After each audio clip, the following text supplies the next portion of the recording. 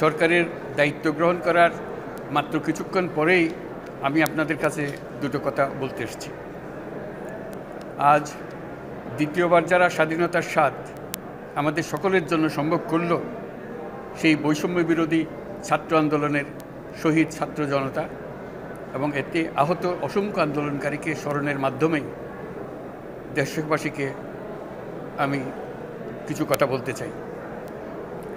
তাদের দুঃসাহসিক আত্মত্যাগ, সাহস ও সারা দেশকে ঐক্যবদ্ধ করার বিনিময়ে ছাড়া এই স্বাধীনতা অর্জন কখনোই সম্ভব হতো না। সেই সঙ্গে তাদের সেই মুক্তির আকুতি উপলব্ধি করে সেনা, নৌ এবং বিমান বাহিনীর যে অকুতোভয় সদস্যরা দেশের মানুষের পাশে এসে দাঁড়িয়ে এই বিজয়কে ত্বরান্বিত করেছেন, তাদের প্রতিও জানাই জাতির পরম কৃতজ্ঞতা ও অভিনন্দন। ছাত্র জনতার অভ্যুত্থানে আমাদের দ্বিতীয় স্বাধীনতা অর্জন উৎসবের মুহূর্তে এই স্বাধীনতাকে নস্যাৎ করার জন্য ষড়যন্ত্রকারীরা দেশে একটা অরাজকতার ও ভীতির পরিবেশ সৃষ্টি করেছে। অরাজকতা আমাদের শত্রু, একে দ্রুত পরাজিত করতে হবে। এই মুহূর্তে সরকারের প্রথম কর্তব্য হিসেবে আমরা এই ষড়যন্ত্রকারীদের কঠিন হাতে দমন করব। স্বাধীনতার মুক্ত বাতাস যেন প্রত্যেকে বুক ভরে নিতে পারে, এই নিশ্চয়তা দানেই আমাদের সরকারের প্রথম পরিস্থিতি। এই ব্যাপারে দেশবাসীর সহযোগিতা কামনা করছি।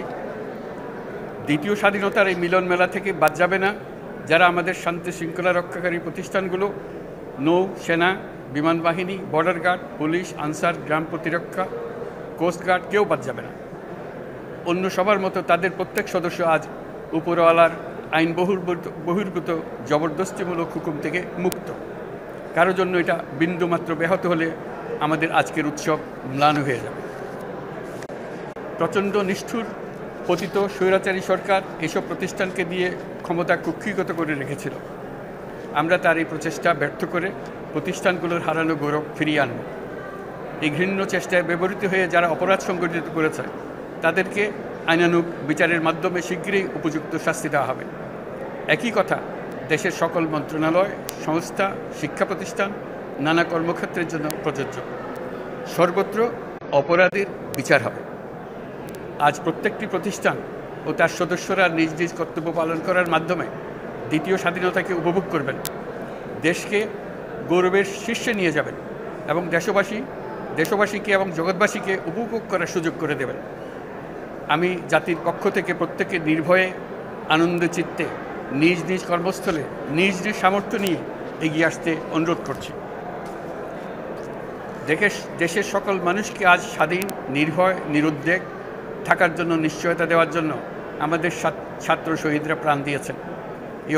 এই অভ্যুত্থানের মাধ্যমে সৃষ্ট সরকার দেশের প্রত্যেকের সরকার। এখানে থাকবে সকলের আকাঙ্ক্ষা পূরণের অধিকার।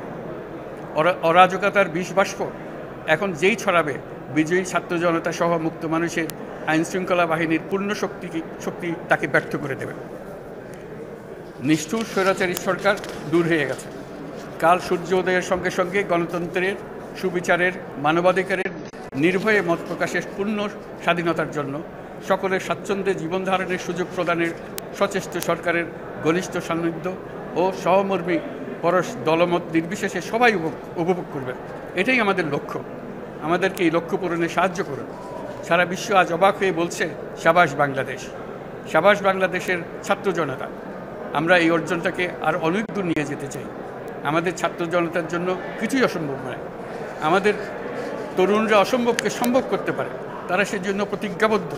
যদি আমরা ঐক্যবদ্ধ থাকি, ধ্বংসাত্মক কর্মকাণ্ড থেকে দূরে থাকি, সবার জন্য মুক্ত পরিবেশ সৃষ্টি করতে পারি, আমাদের বিজয় অবশ্যই হবে। আল্লাহ, মহান আল্লাহ আমাদের সহায় হবে।